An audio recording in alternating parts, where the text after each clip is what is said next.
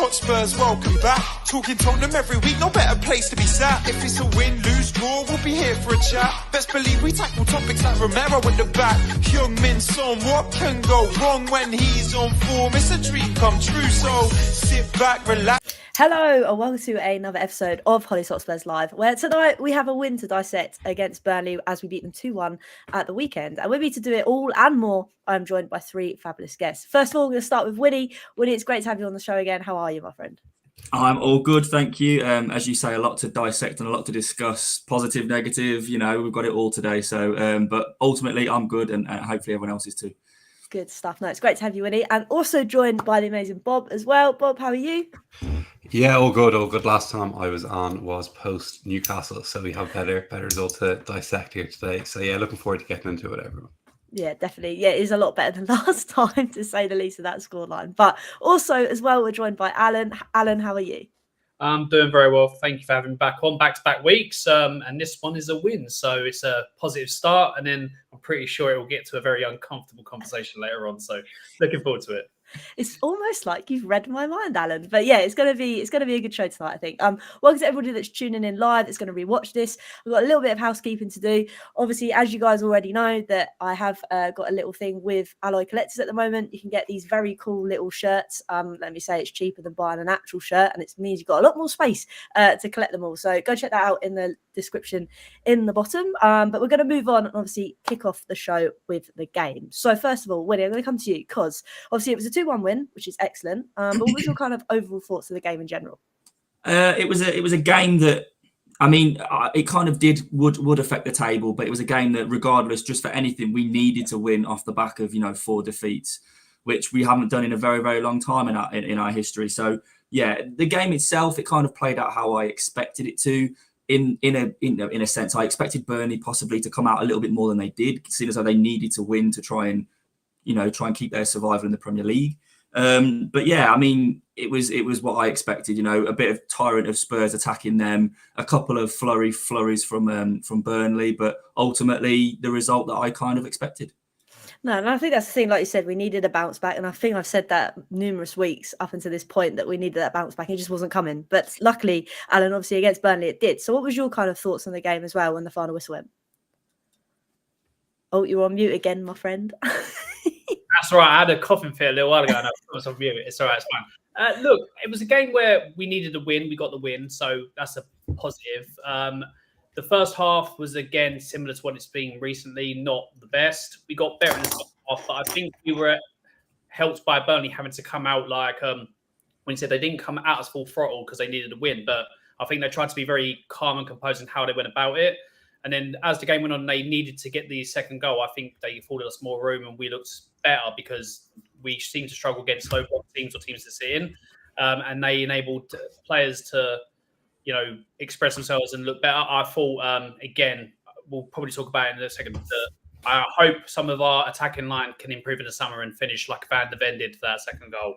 What a finish. It was just top quality. But overall, similar type of Spurs performance we've seen in recent weeks and months. But got the win, stopped the rot, got like a first win in 5, and hopefully cementing 5th and Europa League football. I think Champions League's gone, but overall, if you'd have offered me 5th at the start of the season, which I think it will be, I would have taken it. So, yeah, good performance. And I think that's what you mean. I think it was I just wanted a win, I think, Bob. I don't know if that was, obviously, that's the case for you as well. After the amount that we've been losing in recent weeks, to go out against Burnley and get a win is something that we needed to do, wasn't it? Yeah, obviously after 4 we had in a row? 4 losses? Yeah. So, yeah, it was obviously going 5 with City to come. That probably would have been 6. So, yeah, it's obviously nice to get a win. I thought we were actually pretty good. I know the first half we didn't get much kind of, I wouldn't even say the final third, I'd say the final 18 yards. We just couldn't, I don't think we could break them, but I actually thought we were knocking the ball about really nicely from back to front for the first time in a while. And at halftime, I actually put a bet on Spurs -2 at halftime. I got really confident. I was like, they're actually getting back into this after we got the first just before halftime. So yeah, I actually thought I was pretty happy with it. Like I came up thinking like it was always coming. The win was, I thought, never really in doubt, even when they scored. We've seen it all before, I suppose, this season. But yeah, I thought we were knocking it about really well, and there were certain players I think played the best they played in a while. I also think we saw the difference of when Son went out to the left side. I think we looked a much better team, much more balanced. Having him out that side, I think the Kulusevski and Johnson thing didn't really work. Putting Kulusevski on the left to help Johnson out on the right, but Johnson I didn't think was even lucky to go past here to have a go at him, but it just wasn't his best game. So I think when Son went out left, Scarlett through the middle, and then who's on the right? Was Johnson on the right at that side at that stage? I think so. I can remember. A bit more balance to us and a bit more attacking prowess. I don't think Scarlett's probably good enough if we're going to be negative on that point. But I do think there's much more balance in the team when we shifted around a bit. I think that's the thing. So obviously there was a few changes to the lineup, and obviously Wynnie, one of those being obviously Skippy playing in that left back position. Obviously that little cameo, that little stint he had at the last end of the game. For you, obviously it wasn't a natural player that you stick in left back, but I thought he did all right, didn't he? He did, I was unsure, prior to the actual lineup being released, what we would go with, because I was stuck in two minds. I mean, I'm not a massive fan of seeing ultimately a centre defensive midfielder, centre midfielder playing at left back. However, there was no way I could see Emerson Royale put that shirt on again after his disastrous performance at Anfield. So, look, he had a good performance, when Skippy came on and kind of stopped that little rut that we had against Liverpool. I was happy to see him in there. But I think, if anything, it just kind of highlights what we need to do in the summer drastically, and we need to improve these areas in fullback so much. So, but no, I mean, I will say he had a good game, and it's kind of natural because obviously with our inverted fullbacks they drift into the midfield, and that he felt more natural in that position. But I'm sure we'll talk about it. He was definitely at fault for their goal. But yeah, so other than that, I felt he had a solid performance. It's decent. And I think that kind of leads in perfectly, because obviously we'll talk about that goal. And I found it very frustrating because, Alan, I think there was about 3 players that kind of jumped in rather than just holding their ground and letting them just skip through and play that killer ball through. I mean, what was your kind of take on the goal when we went 1-0 down? Yeah, so first goal, I mean, Sarr and I can't remember the player's name now, but literally have gone for the ball, and Sarr, I think, just kind of lost out there. And then Maddison's jumped in to win the ball, and he's actually knocked the ball into the player's path, and he's carried on with it. And obviously, like when he's alluded to, the one ball through, obviously, Skip not being in the right place because he's not his natural position. We got cut open way too easily, and it was a very good finish by the Burnley player. But this has been Spurs this season, where when we lose the ball, we can't get the ball in the middle. We seem to be one ball and through, and people seem to be able to cut us open quite easily. I think it's an area we need to look at, or maybe, whether it's not tactically or something, I just look to maybe get a number 6 that will stop that type of thing happening, a much better player than what we've got in that position at the moment. But it seems too easy for teams to be able to cut us open in that area of the pitch. Sarr could have been stronger, Maddison could have been stronger, and then just the back line. But apart from that, I would have to say that the back line, like Van der Ven and Romero, I know we've been conceding goals, but I think they've got a very good partnership there. I think we just need to support them, or take some of the pressure off of them for next season, and I'm hoping we do that. But yeah, it's just a bit too, like you say, too rash in the middle, not composed, not holding their ground or standing off to stop players being able to go past them, or to leave us open like we are now. Because you'd assume that you look over your shoulder, you think Skip's there, maybe you need to protect him more. But maybe it's the younger, but like young mindset of a team that is enabling that to happen to us. But it's a learning process. It's not going to happen over one season, but it's something we do need to watch out for next season. I think it's the thing. It's just a reoccurring thing. I think for me, it was just frustrating because it was one, obviously, they got a bit of luck with the Sarr challenge, not particularly going our way. And then they managed him to move through and put the ball through. But Bob, it's so frustrating that it's always a goal down we go from the off. It seems to be this reoccurring pattern. I guess the only positive thing was that we did manage to obviously come back. Yeah, I think Anna mentioned it there. I think we're crying out for that number 6 on that side just to shore things up a little bit. I'm happy with our back 4, back 5 with Vicario. I don't think we're going to improve drastically on it. I think it's just getting that 6 to be screened in front, and potentially pressing better up top. I feel if you have that high line, you have to have a high line on the press as well, and maybe that's just kind of leaking through a bit. But look, it's early days. It's like you look at Ange, we're 9 months in to whatever, had a long season, 9 months in season. like first season, most people would have taken fifth at the start. A few of us may have said, "Oh yeah, maybe fourth," but I think fifth is a pretty reasonable result, and I think it's where we're at right now. Even at the Europa League, we'll get into it, I'm sure, later. I don't think it's the worst place for us to be next season. But yeah, obviously it's frustrating. But like, Ange isn't stupid. He knows. You know, if the four of us, as much as we're great footballing minds, can see it, I'm sure he can too. And it's the same when it comes to set pieces and that. I'm sure, like, he knows it. I know in press conferences he's saying, "Oh, it's no problem," but he definitely knows it is an issue. But yeah, look, it's frustrating. But I suppose like the important thing is we're coming back. We're getting late goals. We're not dropping the head. It would just be nice to do it with a clean sheet. Indeed. Like I say, we just always put ourselves under pressure from the off when we concede so early on. But then I suppose maybe it's a tactic because then we managed to come back and win the game anyway. Well, luckily we did this time. But Wynnie, I'll come to you because we'll talk about that goal. The one that obviously made the equaliser from Pedro Porro. And I must say, I kind of felt that, I know he's got it in his locker, but it was kind of out of nowhere. He managed to break down that wing and obviously smack it, the crap out of it like a whiz bomber past the goalkeeper. So for you, what did you make of Pedro Porro's goal and obviously his performance in the game?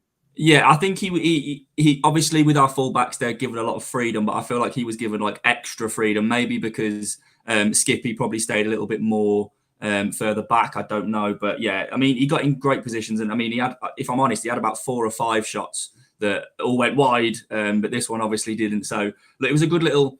I think we was playing, although it wasn't a fantastic Tottenham performance, it was better and it was more in kind of what we like to see with, you know, like the little interchange, because it was a good interchange to get Pedro Porro down the right hand side.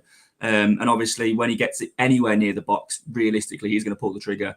So yeah, it was a great finish, and as you would like to call it, a whiz bomber. So yeah, it was perfect, and it was just at the right time because we kind of needed to get back in the game as soon as possible, because the longer it kind of went on, you know, Burnley probably would have grown in confidence, etc. So it was a perfect goal at the perfect time. Definitely, and I think that's the thing. I think, like you kind of said, it was again, it wasn't too later on in the game. It was before half time, which made it a little bit sweeter. But I want to bring up, obviously, I don't want to make it negative because we bloody won the game. But coming to you, Alan, obviously we saw Romero scored a couple of goals in recent weeks. In this game, Pedro Porro and Mickey van der Ven have scored a goal. Is that kind of a worry that our defenders are the ones that are scoring the goals, or do you think that's just how this team kind of works in this Ange system? No, I don't think it's how it works, because we've seen Richarlison score a load of goals. Son, you've seen Johnson kick goals. I don't know what the type of this system, like controlled chaos, maybe at times from Spurs. That's what it feels like it is. Look, I think it's the way we play at times. It gives of I think Van der Ven scored his goal when he was actually moved to left back and Dragushin was in the middle. So it's what he can do going forward. But I think we need Van der Ven as a defender, because he's obviously the high line. He sorts a lot of problems out for Spurs. So I wouldn't have him as a left back unless we get a much better, like another centre back in the transfer window, where you could have him as a left back option should the Doji, because we've seen from Davies and Royale that they can't do it anymore. You know, we've got to move them on. But look, it's one of them where I think our front line needs to be changed massively. I think Son as a number 9, yes, he's got goals in that position, but for me, I think he came alive against Liverpool when he moved to the wing. I think he is better on the wing. Keep him in that position. I would go for a new front line and have Son as the fourth, like as another player. So I'd go a new striker, a new front line. I think what you see this system do is you can have loads of positives in regards to attacking play and even with the wingers when they come inside. But I don't think we've got the caliber of players to play Ange's system in that front line, apart from Son. I know Johnson gets goals and stuff like that, but he just he isn't at that level for me where he's going to change a game or control a game or, you know, take a game by the scruff of it or lead from the off in the game. I think he's an impact player at best, which obviously I'd keep him and have him come on. I think that's where you see him best. But like I said, the system is control chaos. You know, it enables people to get through. You've got wing back scoring, centre back scoring, midfield, not so much recently. And then our front line's taken a bit of a downward spiral as well. But I don't know. Hopefully with improved or better squad in the summer, you can see the actual visualization of what Ange is trying to do. But like I said, although I criticise Ange in the way we play, I believe given the right tools to do the job, we will have success under him. So yeah, early stages, but we'll get there.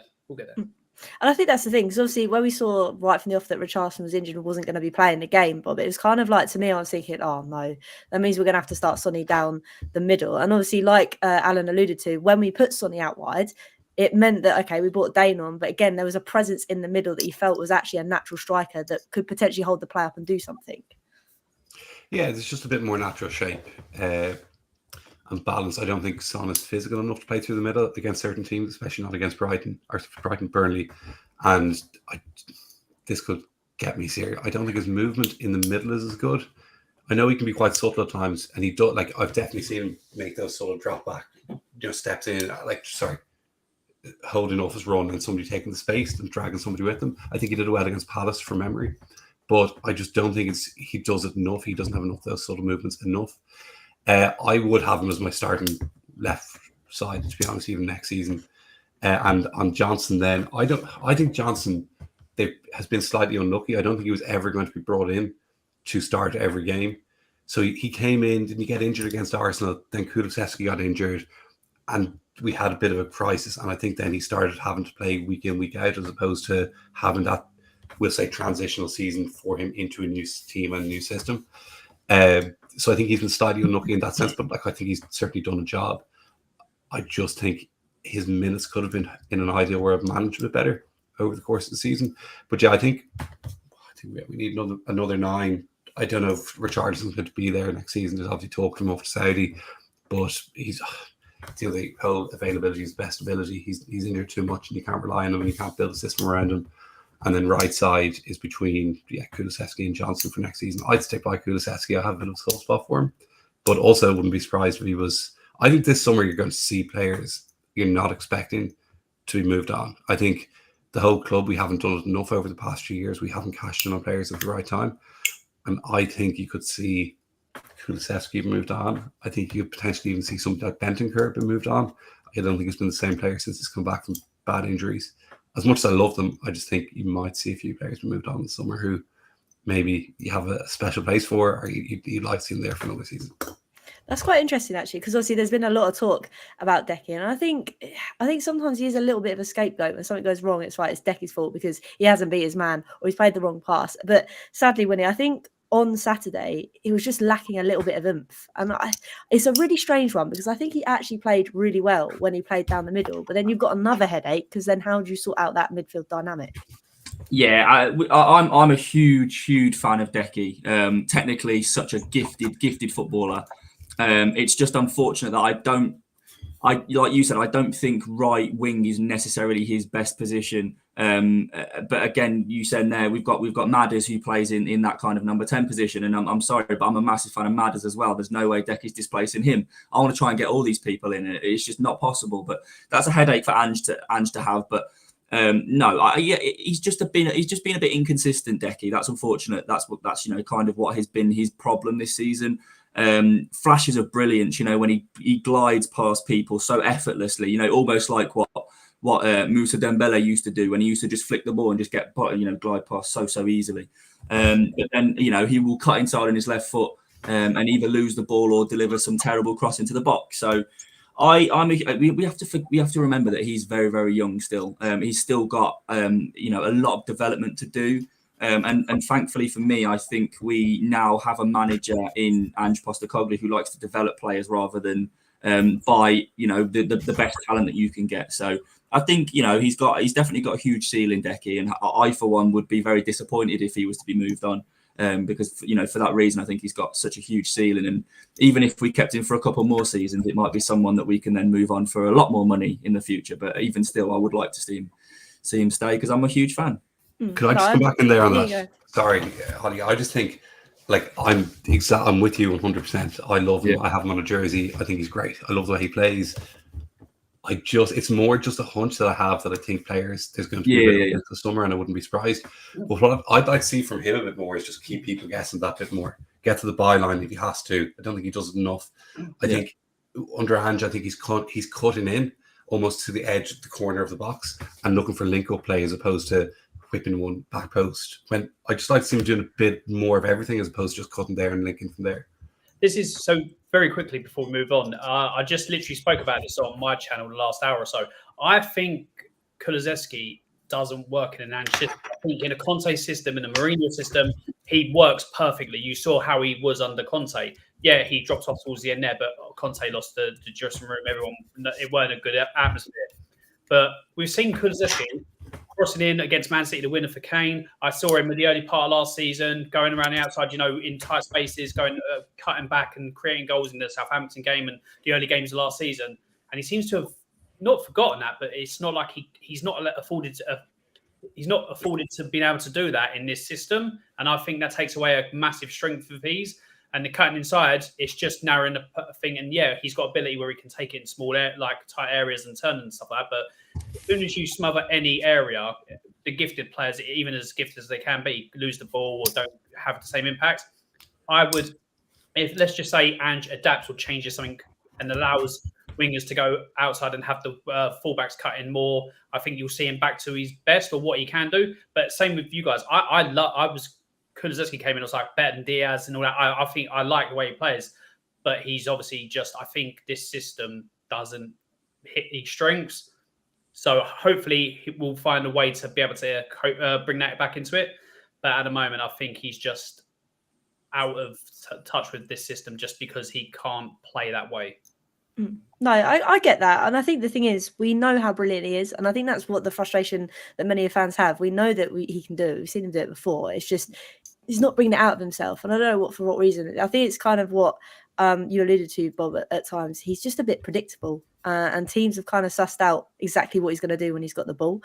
But I want to talk about a player that I think has slightly had a better game compared to recent weeks. And Alan, I'll come to you for this one. And I think that's Maddison, because okay, he hasn't had the best of form in recent weeks, but I know it's against Burnley. I don't want to sound disrespectful to Burnley, but I felt there was a bit more link-up play. The only disappointing thing for me was that shot that opened up for him, and he hit it straight at the keeper. So for you, what was your kind of take on Maddison in this game?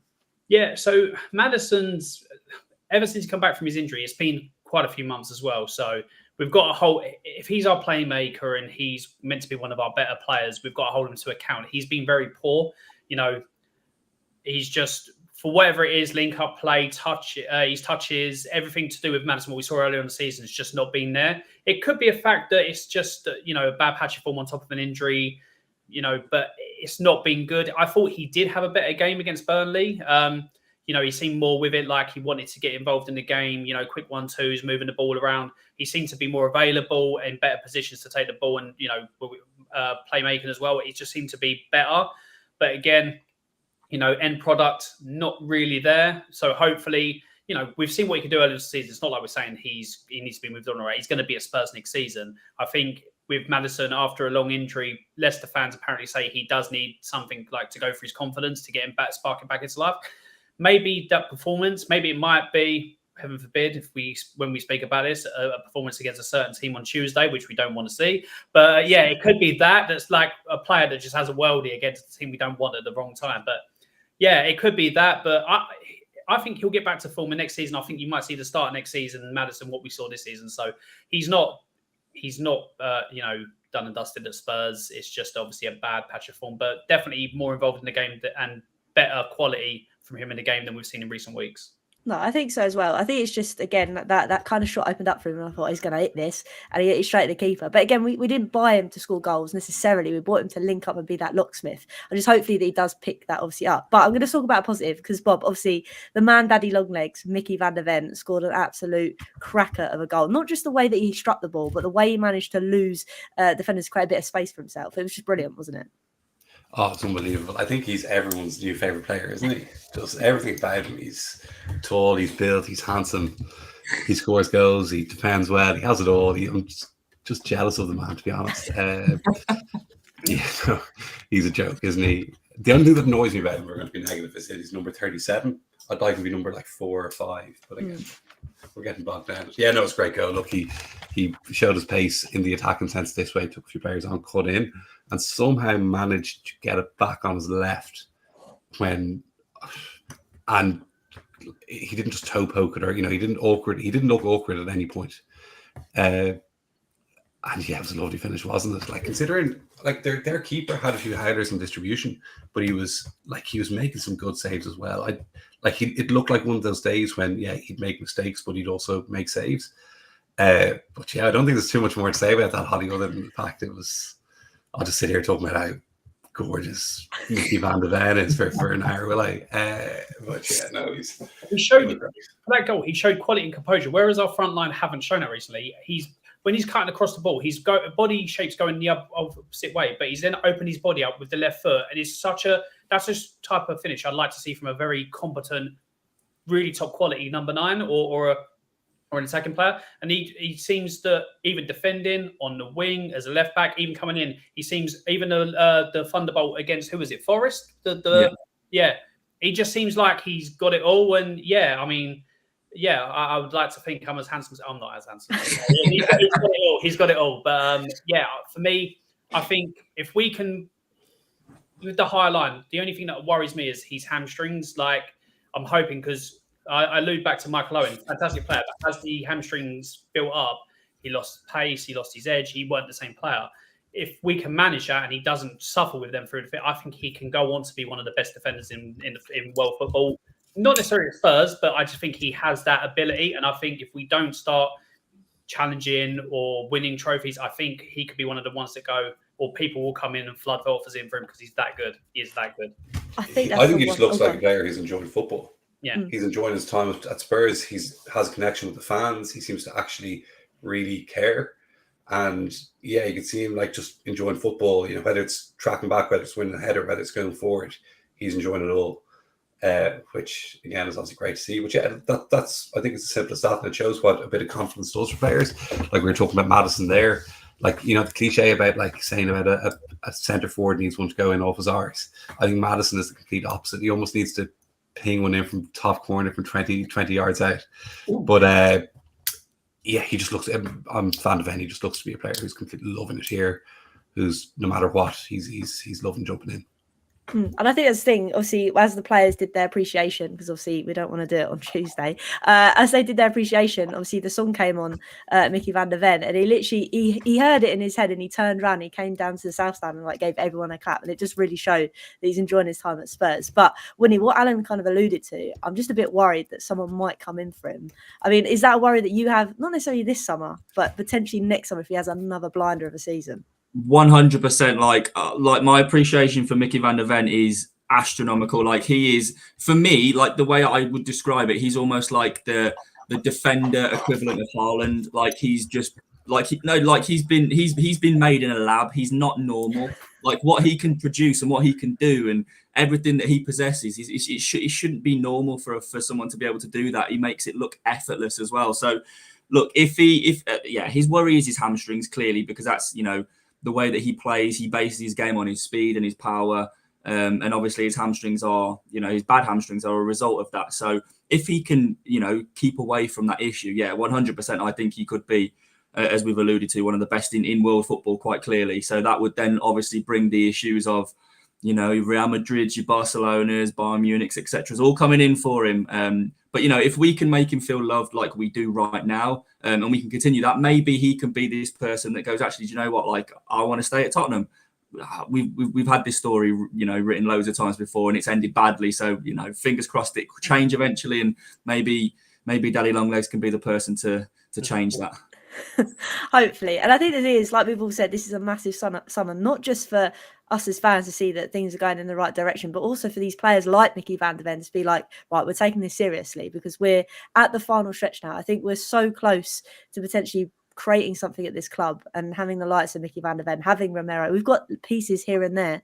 We just need to fill it up. But obviously that was a great win for us. It was a great 3 points. We definitely needed it as fans as well as the players, I think, especially if we lost against Burnley, then I don't think there'd be a lot of happy faces, to say the least, of the last couple of games coming in. But obviously there was 2 games at the weekend. I kind of want to forget about the FA Cup final purely because of the result. But Alan, if we take the result away from it just for now, what a great spectacle it was for football, not just women's football, but football in general, to see how many fans are at that game on Sunday. Yeah, for me, I think it's very naive or very, not realistic for fans to say that there's no interest in the women's game anymore. You quite clearly see it is obviously, what was it, about 70,000 people at Wembley? So that whole thing's gone out the window now. It was It was a spectacle. There was plenty of people there. It was a very good atmosphere as well. From what I heard, I could only listen to some of it because I was doing a watch along for the Arsenal Man United game. Hopefully, win, but that's a different aspect. Not in a women's game, but the other game. But they didn't do that. But it's got. Look, if I'm talking about the game, I thought you saw basically a team in their first FA Cup final. Just it happens. It obviously, I don't want to say, it just felt like the occasion got to them. Hopefully, it's a starting point for them to kick on and, build for a future, like making it a regular thing. They could have shown that the men's team up and gone on to win a cup and all that, like we haven't done for so long, but it wasn't to be. It was one of them where I think the occasion was a bit too much for them, but they've done well to get there. Hopefully, it's the start for obviously, continual going for FA Cups or progressing in the women's Super League. But yeah, it was an occasion that got to them. But they got to a final and the men's team didn't go any better than the fourth round. So fair play to them. No, and I think that's the thing. Like for me, I don't really differentiate it between men and women. For me, it's Tottenham. So it was just great to be at a final. And Bob, obviously, I think what Alan alluded to, that the occasion got a bit too much. I think that was definitely safe to say. We caused ourselves a lot of problems, and we were kind of obviously became victims to that because Manchester United just kind of pounced on it. Yeah, they were much better than we were. At the risk of being Irish and sound like Roy Keane, we can sit here and patronise them and say, it wasn't great for them to be there, but they were poor. Like they were passes weren't going to feet. Especially in the final third, they were struggling with set pieces. It all sounded pretty familiar. But yeah, look, the occasion probably just got the better of them. I heard Beth England speaking after about it, and she said, "Look, United were here where we were last season. They were in the exact same spot losing the cup final. So look, if we go on to win it next year, fantastic. It's a great lesson." But yeah, look, it just got the better of them, and it's easy for me to say that sitting on a podcast here and put me out in front of 70,000, 80,000 people. I'd be struggling. The occasion will get the better of me too. But yeah, look, hopefully they learn from it and they can bounce back now next season.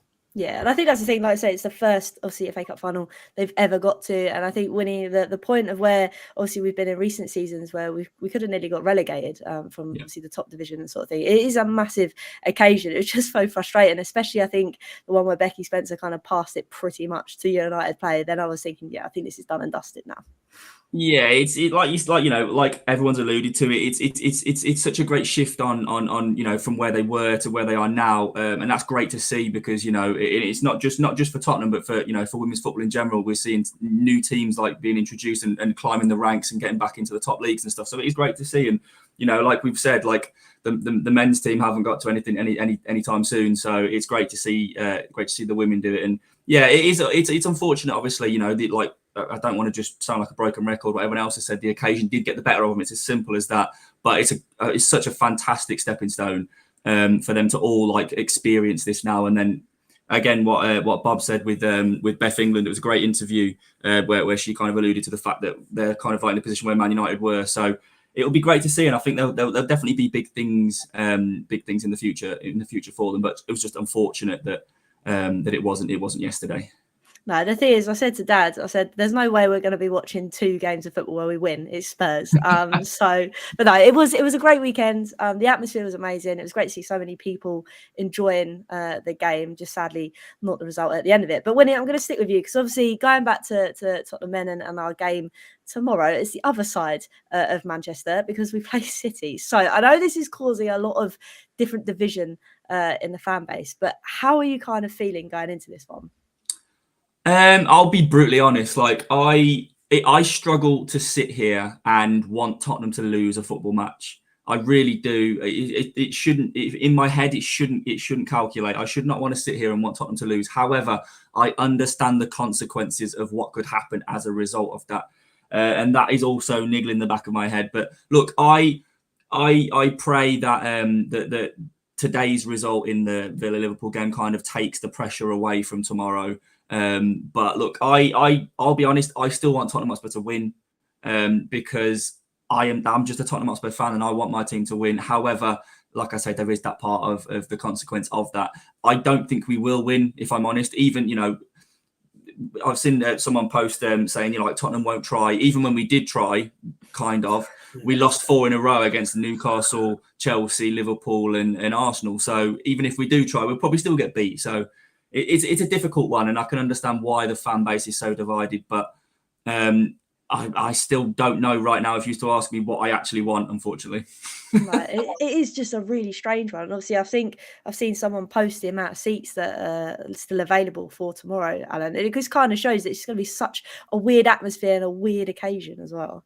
It is. I don't recall this happening in football ever. I honestly don't. I mean, it's just such a weird thing. I mean, you ask any other, let's just say this happening between Man United and Man City fans, or Chelsea and Arsenal fans, or Chelsea and West Ham fans. You beating a team that enables your rivals, your fiercest rivals, to go on and win the league. All rival fans will be like, squirming around in their chair, don't know how to answer it all that. I'm exactly like Wynnie. I can't sit here and say I want Tottenham to lose. I can't sit here and say that. So I'm going to let others do it and just go, no, I'm not entirely sure I want to do that. You know, I don't know if I can say that, but yeah, it's going to be a very... My only concern is if it gets a bit hostile in the stadium tomorrow, because there will be fans going, oh, you know, I don't care, cheering for Man City because they don't want to see Arsenal win the league. And there'll be fans going, but you should support your team. I just hope it doesn't get ugly in the stadium. But I think you may get to that point. And also, I've seen fans online saying we should just we should throw the game this and the other. The implications of doing that, if Spurs are found to actually do that, it could be ridiculous for Spurs as a club and you know, everything going forward. So I don't think that's going to be the case.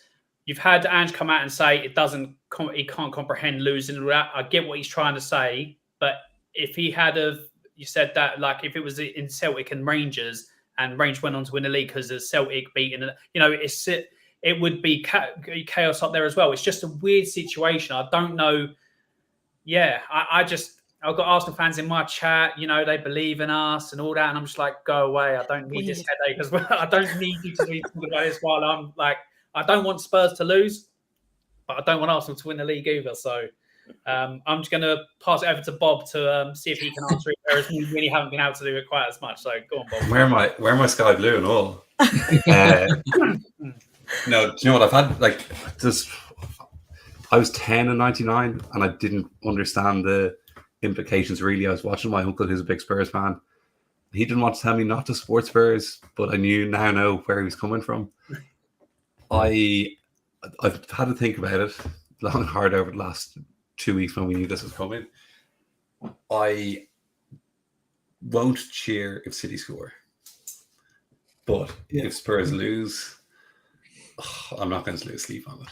That's the way I'm looking at it. I'd almost want Villa to win tonight, so there's nothing for us to play for, and there's not even that little inkling in the back of my mind thinking, do I want Champions League? I don't want any options in front of me. I'd rather just... do you know what? I was actually thinking of just not watching the match, which is... I've seen, I'd say, 36 out of 37 so far this season on any sort of legal streams I can find. So I haven't been at the games, but I might not watch it. I think that might be the easiest thing to do, because I honestly don't know how I'm going to react to that City goal. I'm doing a watch along for it on my channel, so I don't know how I'm going to be. I'm going to be. I don't know how I'm going to be. People are going to be tuning in, going, "What's he on?" Like, you just scored. I'll be like, "Yeah, it's fun," and then concede. I'll be like, "Oh no, yeah." I don't know how I'm going to react to it, but it's going to be weird. It's going to be such a weird occasion. It really. Imagine it's a draw. Yeah, it's just as because a draw's the worst. Yeah, a draw gives it to them a goal difference, like by 3, isn't it, or 4? So Man City have to go freeze in the last game. I don't know. I hate it.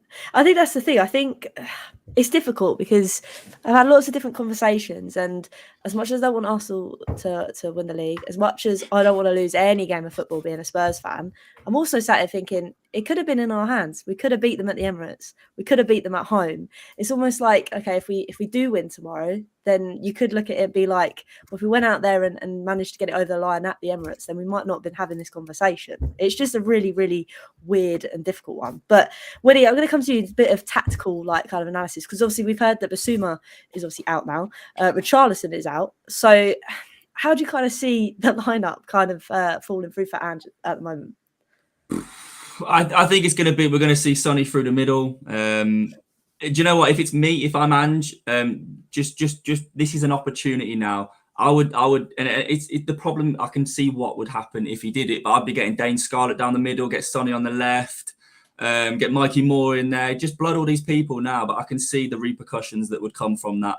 But look, yeah, I think I'd even. Do you know what? Let's reward Skippy. Let's give Skippy a go in place of Basuma. Let's get Van der Ven out on the left. Let's just mess around with the lineup a little bit. You know, we've got nothing to play for essentially. So, but yeah, I think we'll see probably. We'll expect to see a different lineup, but we'll probably see exactly what we have seen in the last couple of games, and we'll get Sonny back out on the left and back down the middle. Sorry, and probably Johnson and Kulusevski. I don't know, but yeah, it's a weird one, and I think Ange will be taking it seriously.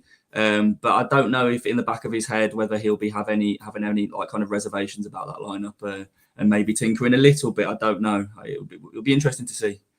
No, and I think it's kind of what I think it was Alan that said earlier. Obviously, we might see Maddison have an absolute blinder of a game against City. And as much as, you know, again, we want Spurs to do well, it would definitely be a Spursy thing for that kind of to happen, wouldn't it? Yeah, definitely would be. But yeah, it's just an interesting one. I mean, how do you kind of see that midfield kind of shaping up now? There is no Basuma, if that makes sense. I don't know. I mean, I asked similar questions in mine a little while ago, and I got like some really fantastic answers. How Daniel Levy, Cullen, all that need minutes on the pitch. You know, put them in. You know, having the type of midfield of Mikey Moore, Santiago in there as well, and all these different things. Like wonderful answers. But I think what you'll see from Ange, I think the type of person he is, all you'll see is probably a Bentancur change or a Højbjerg change for Basuma. I think you'll keep the exact same team. And look, if you was to start making all these changes and like go over a really crazy lineup, I think people would start asking questions. So, you know, and not just Spurs fans, but rival fans or fans of the football would be like, this is a bit suspicious. But I think you'll see just one change for Basuma, and then we'll go from there. But if, in my honest opinion, I think Man City, just the way they are at this point of the season, they are inevitable. Like Thanos from Infinity War, he's inevitable. They are. I think they'll just comfortably beat us. I think they'll beat us by a couple of goals at least. So yeah, hopefully that's the case. Oh no, I don't. He should play out now. You said it now. I just can't stand Arsenal to win the league. I want Spurs to win, but I can't. There you go. My true emotions are shown. You were doing so well. You was doing so well. I know. I can't have my emotions. I hate Arsenal so much. Hollie's Hotspurs broken me. See you later. Soz. But no, I think it's just a weird one. And Bob, coming to you for obviously the last question. How do you see the scoreline kind of going? I know that you've mentioned obviously you don't necessarily know if you want them to win, not to win. How do you honestly see the scoreline being? Yeah, look, if it was just a normal game of football, they look at it that way, you'd have City at -1. Would you -1, -2? Yeah, maybe -1 away from home. Okay, so that's City by 2. City by 2 on a normal day. And look, I think the players will look at it. They're professionals. Like I'd say, it's going to be said to them, you're going to go out there, you're going to play. But we all know, like, Man City are a monster. They're an absolute monster. So yeah, I'd say City by 2 on a normal day. If it's not a normal day, I think the atmosphere will be so strange. Like, look, the way I look at it is, people, if you want to go and, you know, if people want City to win, it's out of a position of being Spurs fans. If people want Spurs to win, it's also out of a position of being Spurs fans. So just let people do what they want. Don't let people. I don't know. We can't curse in this, can we? It's too early, can we? Do whatever you like. Okay. Don't give people shit about doing, you know, about supporting Spurs in however way they feel is best. We all, like, I fucking hate them. I absolutely hate Arsenal. Do I hate Arsenal more than I love Spurs? I could. I honestly despise them. If I find out a celebrity is an Arsenal fan, it disappoints me. Then when you find out somebody you likes an Arsenal fan, you're like, oh, that's actually annoying. But yeah, look, as I said, I won't cheer if City score, but I won't lose sleep on it if they win. No, I think that's probably the best way to put it. No, it's definitely the best way to put it. And like you said, let's not belittle people for supporting Spurs. Like you said, it's going to be a weird night, a weird fixture. So whatever you do, we're all Tottenham at the end of the day. And whoever's in that stadium, whether you're cheering on the team or you're keeping quiet, it is what it is. We're all Spurs fans. It's just a very look at the end of the day. Don't look back in anger. And just like that, we're going to cut the show. But no, it's been an amazing discussion tonight. Obviously, to talk about that Burnley win, bit on the Women's FA Cup final, and obviously, looking ahead, looking towards the game tomorrow. But it's been amazing. So let's go around the table and say our goodbyes and where we can find ourselves. So Wynnie, thanks again for joining me. Where can everybody find you?